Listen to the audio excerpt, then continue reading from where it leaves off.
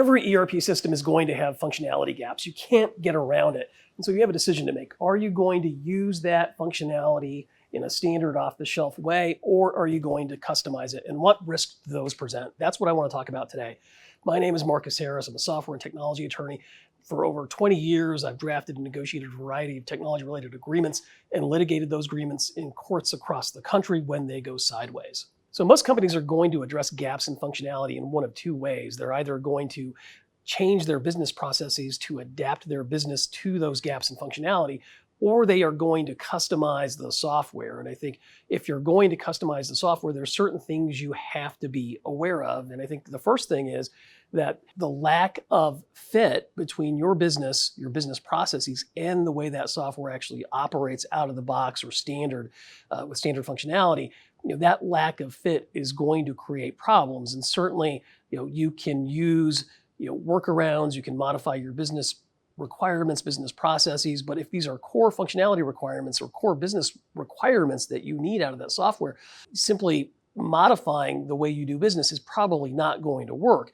And I think if you're going to customize the software, you're in for some challenges, certainly. And I think if you're looking at standard SaaS software, the reality is that the model of delivery of that type of software does not really allow for substantive changes in the source code. I mean, it's a one size fits all proposition for the most part. That's not to say that there is not an ability to configure the product to meet your requirements. You can certainly do that. But I think, if you are going to need to make substantive changes to the source code, you may be in for a surprise. Let's assume that you do have the ability to do that with whatever functionality you are accessing and obtaining. And the risks associated with this are immense. As you look at the risks of customizing your software, I want to talk about the risks created in the implementation process itself. And I think you've got to be aware that what you're doing to that software when you are changing the software code or the source code is you are essentially breaking the software.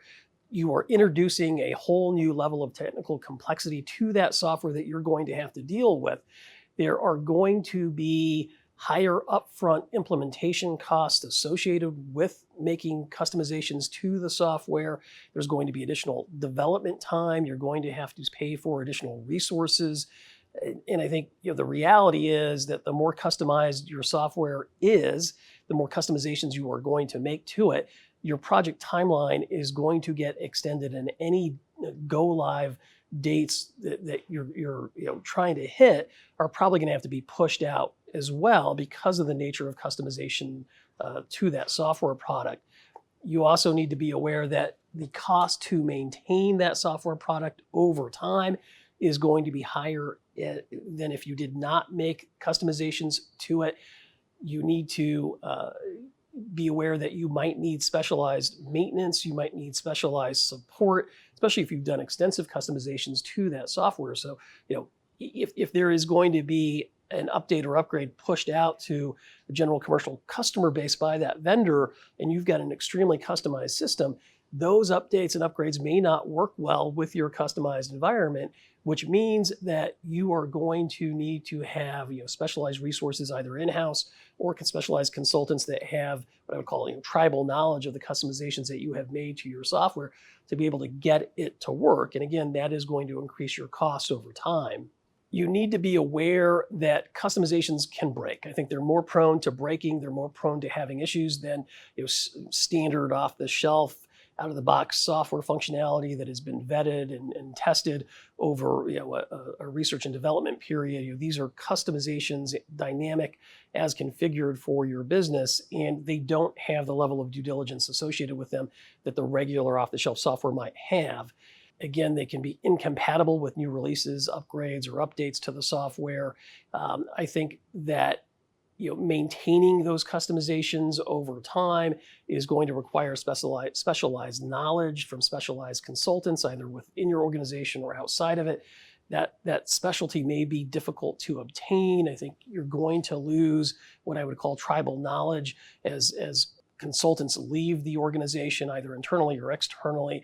And then again, the likelihood of errors increases the more people that are going to be touching that software and trying to maintain it because of the inherent complexity associated with the customizations that you have made to that software.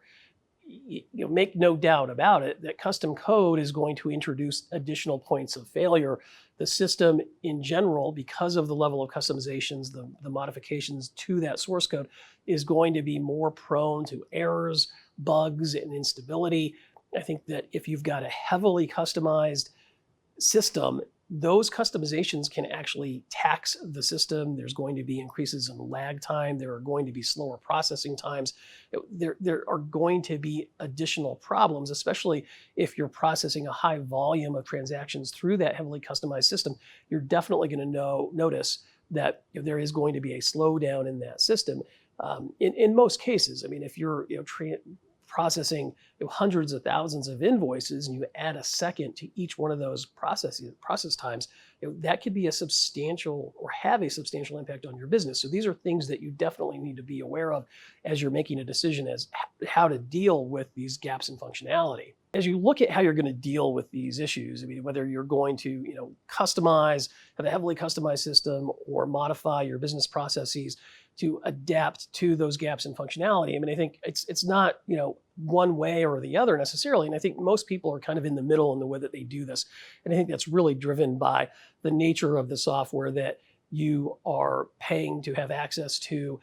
If it's on-prem, I think that's a different scenario. If it's more of a SaaS cloud provider scenario that you're in, which most people today are, the likelihood that you're going to be making extensive customizations is probably not going to be very high, though I think you're going to make some. And I think if you are going down that road to having extensive customizations, you really got to take a step back and think, how good of a fit is this software for my business? Because the whole goal of obtaining a cloud software system is really, to reduce costs, to reduce the scope of the implementation, to gain efficiencies, and to utilize, this standardized offering that is being pushed out by the vendor with minimal modifications and customizations. And I think that really should be the goal if you're going to go the cloud route.